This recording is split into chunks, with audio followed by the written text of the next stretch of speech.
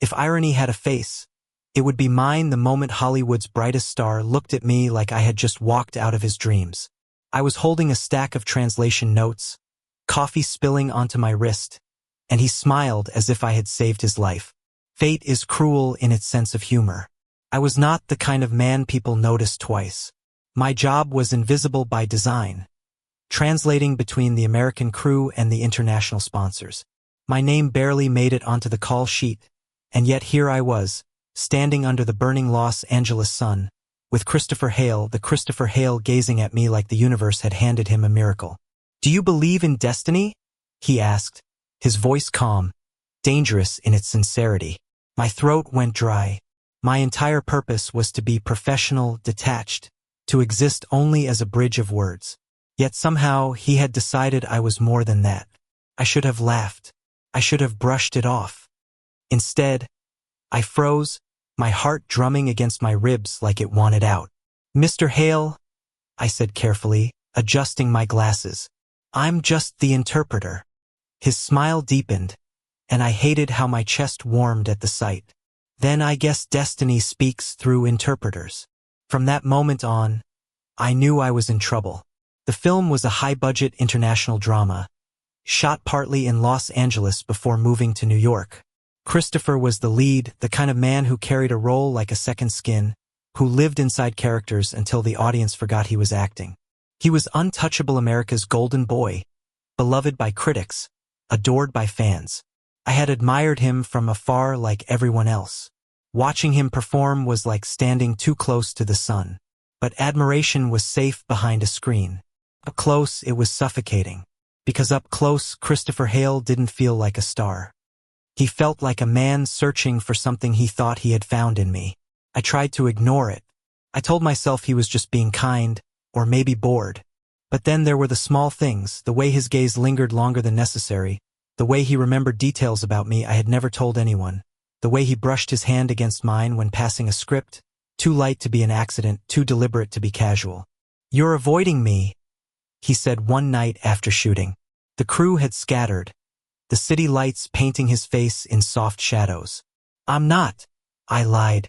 My pulse betrayed me, hammering. "You are." He stepped closer, close enough that I could smell the faint trace of cologne and sweat. "You think I don't notice? You translate my lines perfectly, but you won't look at me. You hide in the corners." "Why?"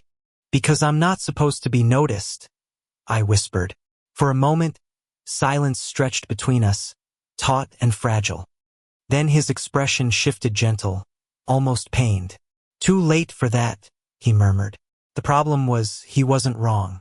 Against every reason, against the rules I set for myself, I noticed him.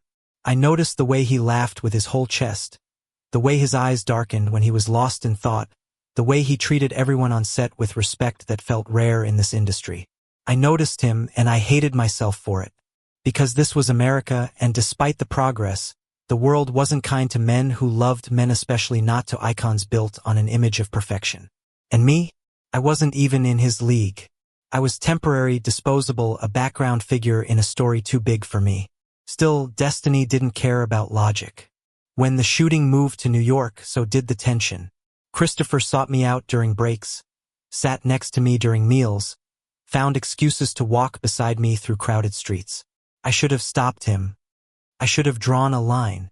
Instead, I let myself fall inch by inch, helpless against the gravity of him. And then came the night everything broke. We were rehearsing lines late, the hotel suite dimly lit, scripts scattered across the coffee table. I read the words in my calm, professional voice, while he paced the room, embodying the scene. He stopped suddenly, his eyes burning into mine with a rawness that didn't belong to the character. "Do you ever wonder," he asked, his voice hoarse, "what it would be like if we stopped pretending?" I dropped the script. "Christopher." But he was already there, closing the distance, his hand brushing against my jaw as if testing the boundaries of the world. My breath hitched. Every reason, every warning, every fear screamed inside me. But louder than all of it was the truth. I wanted him. The first kiss wasn't cinematic. It was clumsy, rushed, Desperate two men colliding against years of denial. But it was real. God, it was real. And that was the problem. Because the very next day, the tabloids exploded with rumors. Someone had caught us on camera, his hand on my arm, my eyes betraying too much. It wasn't explicit, but it was enough. Enough to ignite the gossip machine. Enough to fuel speculation that America's golden boy wasn't who they thought he was. The set was chaos. Publicists scrambled. Producers whispered threats. And me? I became the scapegoat. The nobody who had distracted the star. The assistant who overstepped. The man everyone wanted erased. Stay away from him. One of the producers hissed, cornering me in the hallway. Do you understand? He has a career. You don't. You will ruin him. I believed them. I believed them so much that when Christopher found me later, his eyes frantic, his voice pleading, I told him the only lie that could save him.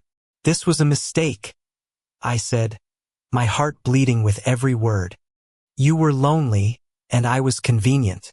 That's all. The look on his face shattered me. Anger, hurt, betrayal. But beneath it all, something worse, disappointment. As if I had just proved his faith in destiny wrong. He didn't argue. He just walked away. And I told myself it was better this way. But nights are cruel in New York. Silence presses heavy, and regrets echo louder than city sirens. I lay awake replaying every second the warmth of his kiss, the way his hand had trembled against mine, the hope in his voice when he asked me not to pretend. I buried my face in the pillow and told myself to forget. Only I couldn't. Because when you meet someone who looks at you like you're the reason the stars exist, forgetting isn't an option. The weeks after our break felt like a lifetime stolen from me. Christopher returned to set each day with his usual perfection. The consummate professional, untouchable as ever. To the world, he was still America's golden boy. To me, he was the ghost of everything I had thrown away. I kept my distance. I translated. I smiled politely. I made myself invisible. At night, though, my body betrayed me. My fingers itched for the memory of his touch. My lips still remembered the shape of his. My heart throbbed with every reminder that he was near but out of reach. It was supposed to protect him. That was what I told myself. But the truth was I was scared. Scared of what his love meant. Scared of what it would cost both of us. Scared of believing in destiny when life had only ever taught me disappointment. Then came the premiere. The film wrapped early winter, and the New York night glittered with cold fire as the theater lights came alive.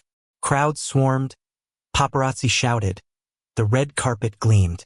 I was there only because duty demanded it, translating for sponsors, coordinating with foreign press. My role was once again to stand in the shadows while Christopher Hale shone like the brightest star in the sky. I told myself I could handle it, that I could watch him from afar, smile at his triumph, and then quietly disappear back into the anonymity I was born for. But fate has its own script. Halfway through the evening, as reporters crowded him with questions, Christopher's gaze swept over the sea of faces and landed on me. Just for a second. Flash. But enough. My lungs stopped working. Then he did the unthinkable. He turned away from the cameras, from the flashing lights, from the endless noise. He strode through the chaos, straight toward me. Panicked. Christopher, don't, too late. His hand caught mine with the force of a man unwilling to lose again. The world spun as gasps erupted, as flashes exploded around us. He pulled me closer, eyes blazing, his voice low but unshakable. Enough hiding, he said. I'm done pretending you don't matter. My heart cracked wide open. Fear surged, fear for him, for me, for everything that would come crashing down.